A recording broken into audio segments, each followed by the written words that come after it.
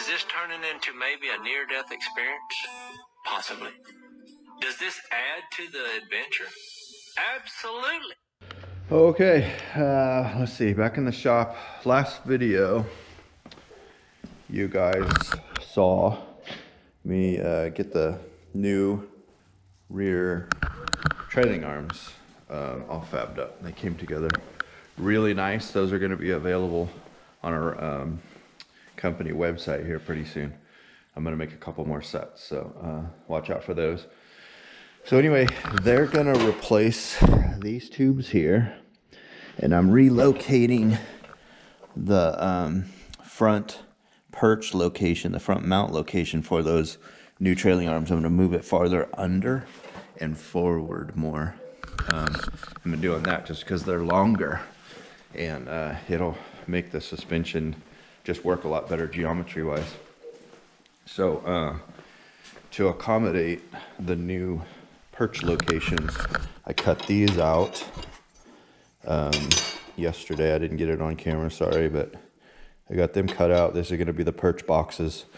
So the first thing I need to do is drill out the holes because I cut them to the wrong size to accommodate that bolt, which will go through the uniballs on the links, and then we'll get them all welded together, and I'll bolt them onto the uniball of the new trailing arms to get the distance, the width of the box correct, and then we'll weld them up underneath the truck and get the new trailing arms on. And then once they're in, we'll work on the new shock location, the new shock trees and everything. So hopefully that all made sense because I kind of rambling. But anyway, that's what I'm going to do today. And yeah, let's get to it.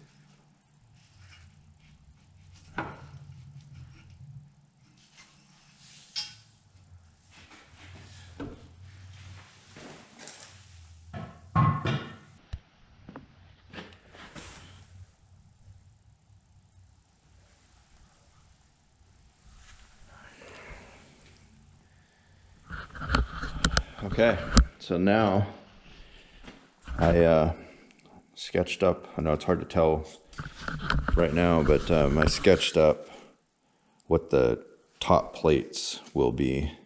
This will be the bottom plate. Uniball will come in this way. This will bind those two plates together. And then this whole square piece will just be a square one that the whole box welds to like that. And then this goes to the bottom of the chassis. And then, like I said, this piece here will be like that, or like this. It'll be like that on there. You get the idea, hopefully. Anyway, I'll G-code these out and cut them on the table tomorrow, and then hopefully get those things installed on the truck, and then I can move to the next step, which is the new shock mounts. And then once that's all done, I'll work on the front and get the front all done. So the process to get those in place is kind of cool. So I'll take the rear end all the way to full bump. I'll discharge the nitrogen out of the bump stops, and I'll bring this all the way up to full bump. So the rear end will be up here. And then I'll put it up on jack stands so it stays at full bump. I'll square it all up, and then I'll remove these tubular links, put in the new ones, raise them up so the new perches fit in their spot underneath the chassis here. I'll tack them in, make sure everything's squared, measure again, and then burn those all the way in. And then with leaving this at full bump, I'll mount the shocks, and I'll take them up and give them the proper angle degree. I don't remember what it is, but it's not much. And they'll come up in this location up here somewhere. And what you want is, with the rear suspension at full bump, you want about an inch and a half to 1.75 inches of shock shaft showing. So you're not quite taking the shock all the way to full bump, because you don't want that. You want the secondary bump stop to bump out before your shock does. If you let the shock bump out on a real hard hit, it's going to destroy the shock. So you give a cushion there, a little bit of a leeway. So with that at full bump, we'll mount the shocks in. These are already discharged with nitrogen. We'll shrink them down. We'll leave about an 1.5 inches to 1.75 inches shaft showing, and then that'll dictate where the upper eyelet to the shocks are mounted. And they're going to be in this location somewhere. All this will get cleaned up. I'm going to grind it all the way.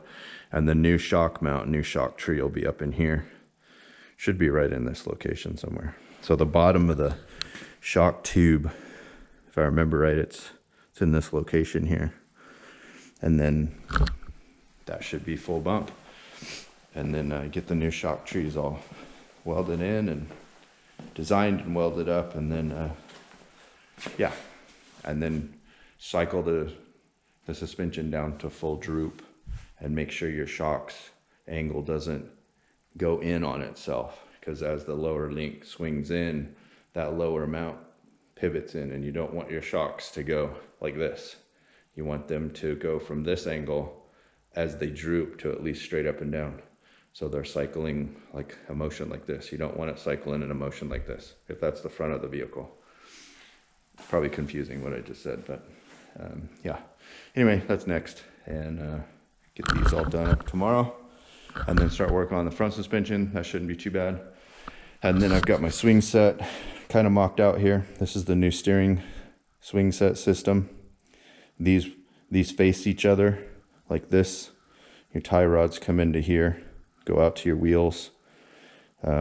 This here ties these two together, and then this is where your steering drag link from your steering box goes in, and it pushes and pulls this one, and they just swing back and forth in tandem with each other.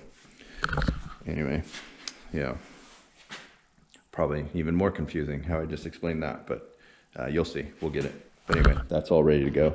I'm gonna TIG weld it just so I can have more control over it and it'll look cleaner. But it's gonna go right in here. The rack will come out. New swing set will mount here. and it'll swing back and forth like this, and the power steering box is going to go up here. I'm going to relocate my oil cooler, probably farther back in there somewhere, but the steering box is going to go right up in there. And I'm going to take that electric power steering out, walk it right over to that trash can, and make a deposit, because that was not a good idea. Doesn't work, worth crap. If you're thinking about doing electric power steering in your race truck, don't do it. So anyway, all right, cool.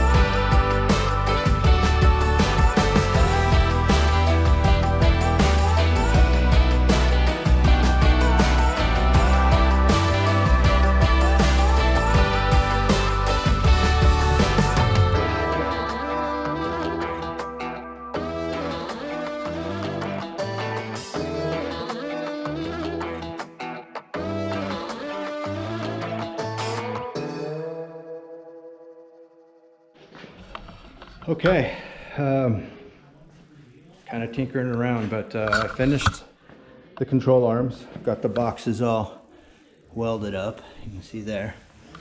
And then I didn't get this on camera, I'm sorry, but I took the rear end all the way up to full droop, or I mean full bump, drained the gas out of the bumps, brought it all the way up, and then I started disconnecting the lower links. And let me show you the other side. I didn't get to it yet. Everything's so dirty, I'm kind of cleaning as I go. It doesn't look like it, but I am. So I'll get this one taken out, and then the new pockets, those boxes that you saw, will go under here. And I slanted them to slide off of terrain and stuff. They don't hang up. But by dropping them underneath the chassis a little bit, it enables me to make these longer, and then move that pivot angle down by a good 3.5 inches, and then forward almost 4, and then that'll enable me to get a nice good pivot lever down there, and not to mention just a lot stronger than that stadium tube. That's 2-inch quarter wall. I'm thinking about using those and replacing the upper links because they're smaller. They're like 1.5 inches. They're puny. So I might switch those if I have time. But for now, I'm gonna get the lower links in and then build the new shock trees.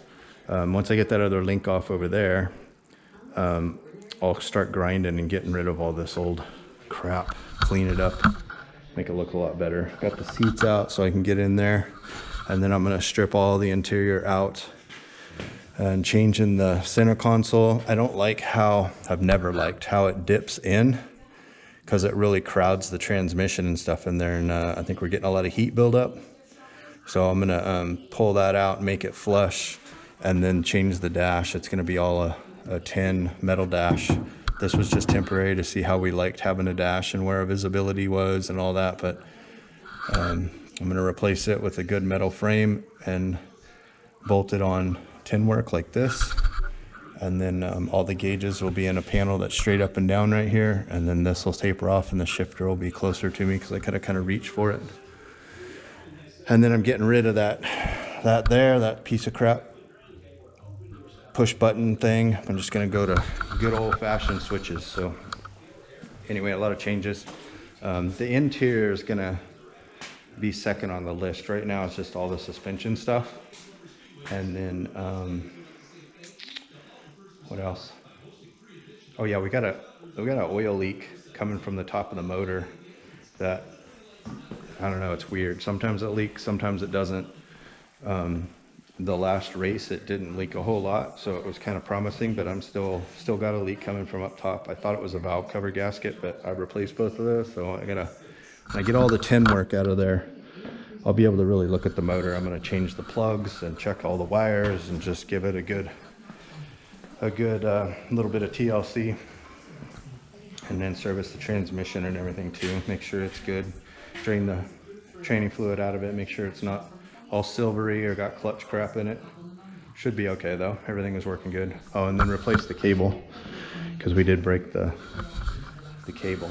It rubbed against something hot, maybe the transmission, but it melted and then the sheath came apart and then the cable came apart. So just a bunch of little stuff. So yeah, once I get the rear end done, or the back half done, I'll start on the front and then get the swing set steering in. I got the power steering stuff coming, the power steering pump and the gearbox and all that good stuff, hoses and all that. So that'll be exciting, get rid of that electric stuff. I might do a celebration when I throw that in the trash. It'll be kind of nice. So I only put the electric power steering in because that's what the truck was originally built for. The company that built the chassis had the mounts and everything already in it, and it came with the power steering unit. So because of time at that time, I didn't have time to do much else, and they wanted me to test it out and see how well it went. And yeah, It doesn't work. It may work for stadium stuff, but it sucks for off-road. So anyway, yeah, that's that. And then as I tear it apart, I'm just gonna clean it because it's a disaster. So, all right, that's where we're at. Okay, later.